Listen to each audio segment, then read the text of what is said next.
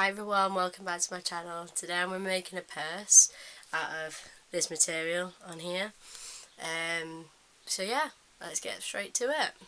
Right guys, so I have cut this piece of material down to size. So it's 38 centimetres back that way by 36 roughly that way.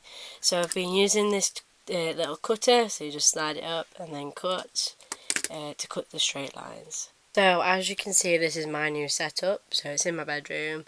So this is my sewing machine that my mum and dad bought me.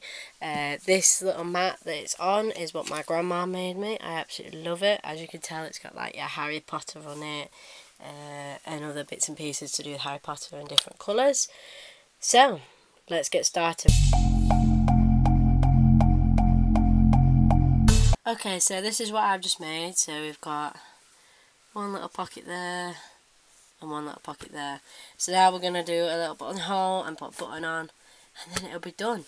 I haven't really filmed much of the sewing because the machine was playing up a little bit because of how thick the material was, but nevertheless it is done.